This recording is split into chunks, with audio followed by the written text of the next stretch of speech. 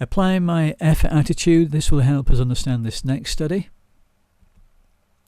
Female participants were recruited to take part in a discussion on sex. Some who agreed, the control group, completed a mild embarrassment test where they had to read aloud words like prostitute and virgin. They then listened to a recording of a discussion group talking about sex that they were led to believe they were about to join. It actually was a really dull discussion, just about the biology of lower evolved species. The rest who had agreed were asked to complete a severe embarrassment test before listening to the same recording. This more severe test involved them speaking aloud to a male stranger an explicit sexual passage, including lots of obscene words. They had to invest much more effort. Each participant from our control group and experimental group was then asked to rate how enjoyable they found the recording. So what were the results? Thinking of don't put effort into something unless it's worthwhile, who's put more effort here, and how might that influence their rating of the discussion group? Think about that one and think what the answer might be.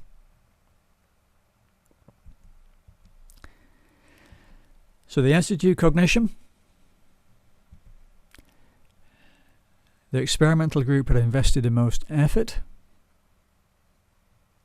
The behaviour cognition for all our participants was the rating of enjoyment they'd given for the discussion group they thought they were about to join.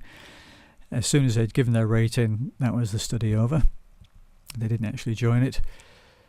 The experimental group who'd put the most effort in experienced the most dissonance, and therefore they sought to remove this by changing their perspective towards the discussion group they were asked to rate. And they changed their perspective by rating it as more enjoyable, thereby keeping it consistent with their attitude. Don't put effort into something unless that something is going to be worthwhile. The control group didn't experience that dissonance, and so they didn't change their perspective, and they were honest, and they didn't enjoy. They were honest in saying how much they didn't enjoy the discussion. So I hope that study makes sense. You might want to listen to this again to kind of get a handle on that one. But that's our third study. We've got the road sign in the garden study. We've got the Marion Keach cult, and we've got the sexual discussion study. And we've got the most famous study, the $1, $20 study. Think of our template. We're going to watch a clip now, and then afterwards we will interpret the results along the line that Fessinger says, and then we'll also apply it using this formula.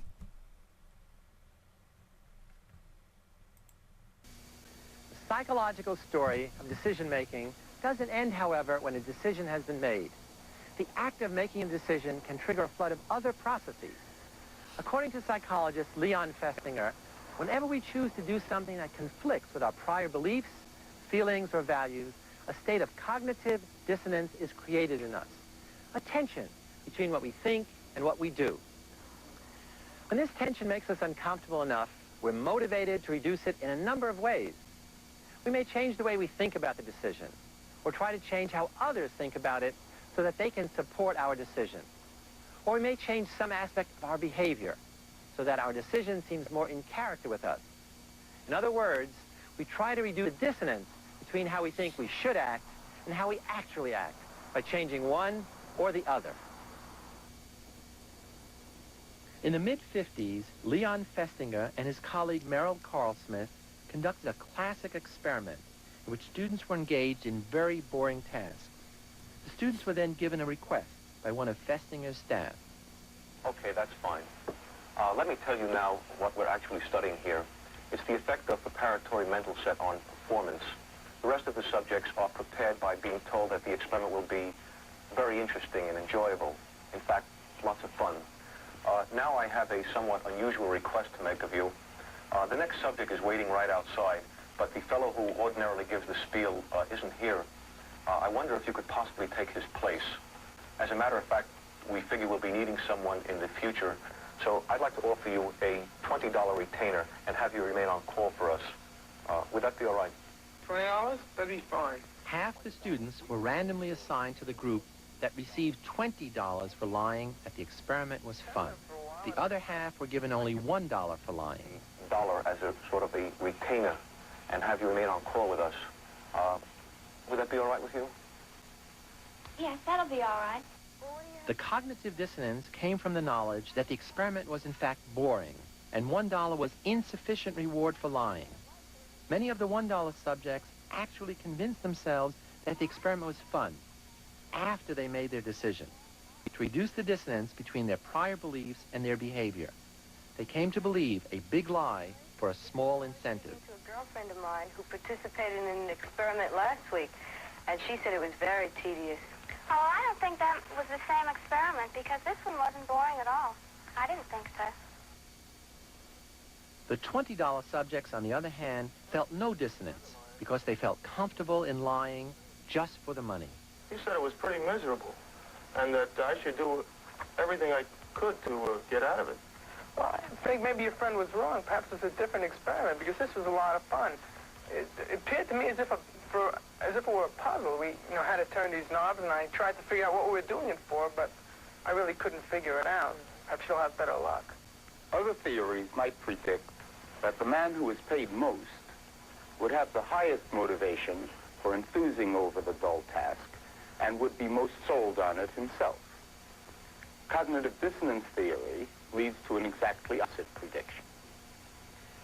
The man who is paid $20 knows that the task is dull, but he also knows that he had sufficient justification for saying that it wasn't. Did you enjoy working on the manual test? Well, it really wasn't too enjoyable. In fact, it was rather boring. How about the man who is paid $1? He knows the task is dull, but he has two discrepant thoughts. He also knows that he did not have sufficient justification for saying that it wasn't. For him, there is dissonance.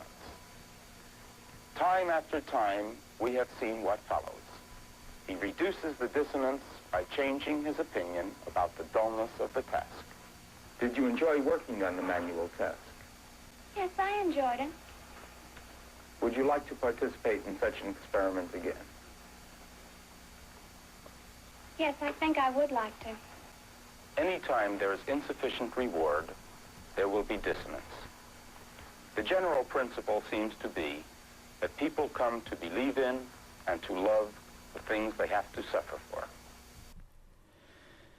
Okay, it's always good to see some of the original footage of some of these classic studies, but it might leave you feeling a little bit confused. You may have felt that you had a handle on it earlier, but then when you come to a study like this, it can seem a little bit confusing. But we will decode it, but I would encourage you to look at the original clips where you get the opportunity to, because often textbooks can sometimes, textbook writers often get their sources from other textbooks where you can get a little bit of Chinese whispers goes on, and sometimes they don't quite accurately portray the study. So it is good to dip your toes into some of the original studies where you get the chance to look at them, whether it's an original paper or some original footage. So the participant paid $20, knows that the task was dull, but has sufficient motivation, the money, for saying that it wasn't, for lying and saying it was fun. The participant paid $1, also knows that the task was dull, but doesn't have sufficient motivation to remove his dissonance. He only got paid $1, and so he convinces himself that the task was enjoyable. That's more or less what Fessinger says. But let's go to our formula. Attitude, cognition, behaviour, dissonance, and how we get rid of the dissonance. So the attitude cognition is avoid lying.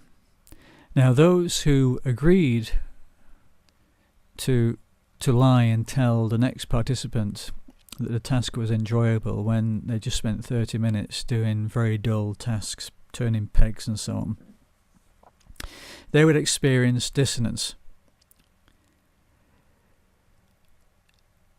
However, if you've been offered $20, that's a nice rationalising reason for the time you've invested. That's enough justification for this kind of one-off lie that you've given. And because most people don't lie, and they're not very good at lying, that meant they weren't very good at persuading the next participant that the task was enjoyable, because they didn't have to convince themselves it was enjoyable. They got this money. Those who agreed to tell a lie for only $1, well, the $1 isn't sufficient money for acting in a way, lying, that goes against their attitude. Avoid lying. So the way they got rid of their dissonance was to come to convince themselves that the task was enjoyable. Okay, that's the key thing. Those who agreed to tell a lie, but they only got offered $1, that's not enough money for justifying acting in a way that goes against their attitude of, I shouldn't lie. So the way they got round that is to convince themselves that actually it was enjoyable. Those paid $20 didn't have to get rid of the distance because they'd got the nice rationalising reason that they got $20. And so our $1 participants gave a much higher rating of enjoyment compared to those offered $20. And the control participants, which wasn't mentioned in the study, they would be the participants who were simply asked to rate how enjoyable the task was afterwards. There was no offer of an incentive. Going back to my effort, I think we could apply that one to this study too. Don't put effort into something unless it's going to be worthwhile. The behaviour cognition is you just spent half an hour doing a series of dull tasks. It's a complete waste of your time. So all the participants are going to experience dissonance. Some of them can remove that dissonance by rationalising. Those who've been offered $20, even though that $20 strictly was for them to try to lie to the next participant, but they can say after this half an hour, I've got $20, the effort's paid off. So that rids them of their dissonance. Those paid $1, that's not enough justification for their wasted effort. And so they convinced themselves that it wasn't wasted effort, that actually the task was enjoyable. The effort attitude, that can be applied to explain the $1, $20 study, and also the explanation that we mentioned in the last slide. So we've looked at our learning outcomes, we've looked at the key concepts in cognitive dissonance theory, we've mentioned several examples, we've unpacked our 4 key studies, and we've looked at an application or 2. And on that final point, I just want to share this with you. It's always good to try and kind of arrive at 1 or 2 key points that you might be able to say, well, how can I kind of use this in my own life, or how it might help me to make some better decisions. So it's important that you become aware of the tendency we all have to experience dissonance and then to try to deal with it. So you should ask yourself, when you're making a decision, is it the best decision? And in answering this question, you need to say, how much is the decision I'm making being influenced by the effort I've been investing? Because it's quite likely that you will want to make a decision that convinces yourself that that effort was worthwhile because you've invested a lot of effort beforehand. We hear of, I think of the Dragon's Den, when people go on and try and pitch their sales, their business, and they've invested tens of thousands in it, and the reason why they're desperate to see this a success in part is because of how much effort and money they've invested into it. At a more subtle level, we always have to think about, am I making the right decision? And I know that's the right decision if I've removed the influence of, am I doing this just because of the effort I've previously invested? Sometimes the best decision is that a relationship ends, that one doesn't stay in that relationship just because of all the effort that's been invested earlier. And then you've also got to look at the pattern of your earlier decisions. Are you making a decision now that's made in part or mainly just to be consistent with the earlier decisions? And that might mean it's not the wisest decision, not the best decision to make. Okay, so think of those 2 points there, about the previous effort you've invested, about the pattern of your earlier decisions, and you're just making a decision now to be consistent with it.